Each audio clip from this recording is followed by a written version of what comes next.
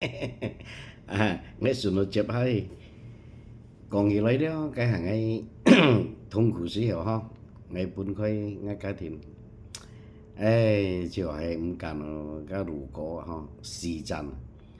tôi ngay cả sama sẽ có chả dùng in có muốn cản ê dù như thế ngay phiền dù sẽ ti còn nó ngay khơi sim cái đó cái cầm chốt lối ở cái khơi gì chả room karaoke chong có khơi chả room cái chú còn như có lấy còn đi đi check cái khơi sim rồi ê cái nói giá họ na ngay tôi hiểu vẫn chong có đó tôi hiểu ê yếu xin nhà phèn nhiều cái ngay lại phèn nhiều cái lượng cũng phổ ăn hậu phá hi đâu cái tôi chong có mua hạt cái đồ nát chút cái giàu theo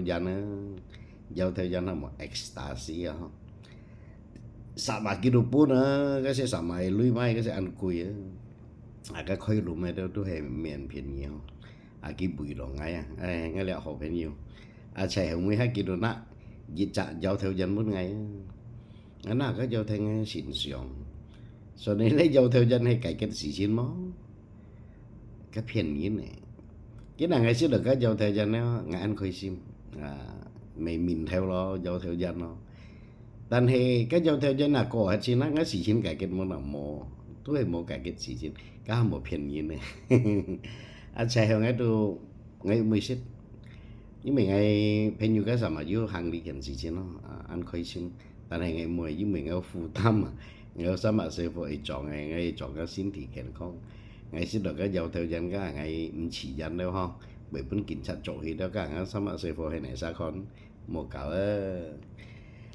kết quả tôi kiếm một cái kiểu như chỗ xích mà không tàn hè tù cái room này đi ăn sâu nhìn nó là cái gì nó ăn thấy sang kết quả ngon như thế này hả nó ngay tay cái lọ sủi kiên sủi kiên này thì các môn cán hết đó hè 10 thằng nó ăn thấy sang cái phần chim cái theo thời gian này xỉu sọ ngay pieng đó ngay nãy cho được pi còn ngay còn phên yêu ngay còn trong châu nhìn nó đó ngay ảnh như chín hiền đó khỏi gì xích giàu thời gian mà đấy là phên yêu giá hay ăn hỏi phên yêu đó cái tiêm cái miệng này ngay ngờ lấy dâu theo dân nó hiểu cái ngay xì xì mô kia mọi ngay cái đó cái kiểm cho này cái khơi muốn chút trong cả sĩ phải cái hầm ngay xếp địa dâu theo dân anh trong kim bây giờ ngày một cái cho phên nhiều rồi ngày ở một xe ngày tôi chỉ trong cái hóm hay như xếp cái còn cái dâu theo dân ngày ban chuẩn ngày chỗ khơi muốn chèo rồi tôi hết mình ở phên nhiều chạy cái anh chứ nữa cái dâu theo dân bị kiểm cho này ngay mình cho đi đó xếp sang bưởi chịu chọn có kéo sao giao theo một hạt dưới sang liền hay chúng nữa đó ngon họ lo ngay chọn nó cái còn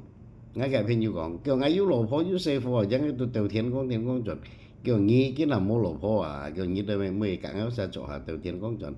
ngay còn nghĩ thằng ngay còn trong dưới lỗ phố anh trong bị còn ngay thành như tiểu thiên con như mình ngay sát mà xe phò đó ngay lỗ phố còn cái là ngày mua lỗ phố ngay sát mà xe phò mua nhìn còn dịch sĩ ban hạ bởi phố sau bộ chết lỗ bộ bởi vì mày sang xe ngay xe phò về mình chỉ dân bật biển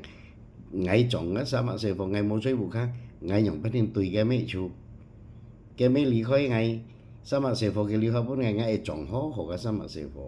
đó không khỏi dưới lòn rồi nhưng mà ba đồ hình ngày mấy đồ hình ngày đó số gì ngày nhiều thành nhiều sa anh kiểu lấy đâu lý mấy son neo dưới trong sang theo có sự sang bí chịu ngon ngay chọn đồ ngay còn số gì sang bên nhiều cái chỉ cái đó ở phụ tâm chơi cái thêm tụi đó chỉ cái dưới chợ phụ tâm hay một tàng gồm giàu chỉ cái một lần lấy dưới trong số gì chỉ cái đó ở小心因為自己出去消費，你自己係要兄弟姊妹咧，自己做生意做好好，做到咁冇使，未本人講你馬上嚟cái兄弟係嚟啥，所以講嘅嚟計下了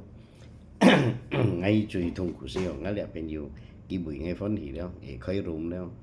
搶到其實朋友去，才有基本嘅識有條人，ngay mua hàng đi kiện事情，到基本嘅有條人不nên Phật đều bắt đi này khơi sim Phật đó ngay đúng tí nhưng mình ngay mình sẽ chi cái phim như thế còn cái khơi sim đều mô hình dung cái còn ngay vào chỗ 10 tí nhưng mình ngay ăn tối sự情ngay chỗ 10 tí rồi sự đó ngay 10 phần ngay kiện sự情cho ngay hàng ngay theo lũ cái đó ngay xích đó cái giao theo dân xích đó chi đó khéng anh khơi sim sau chỗ ngấu hi cái đồ sẽ ngay bên đi dùng bên khi này dùng rồi không số gì sang chỉ cả事先只係看清楚嚟，了無論嚟考慮改變。好啦，跟住嘅，而且用起啦คน嘅片嚟nhìn dịch thiện嘅都會ý tạo cầu mang mang họ bởi bất phiền đó lý cái sau nhất trong mỗi sự chín béo sắm chúng sẽ cái phiền on kita đã chỉ cái khơi xí mình như là mũi nhìn chỉ cái đội siêu cặp bên yêu cặp bảo kèn này lại ok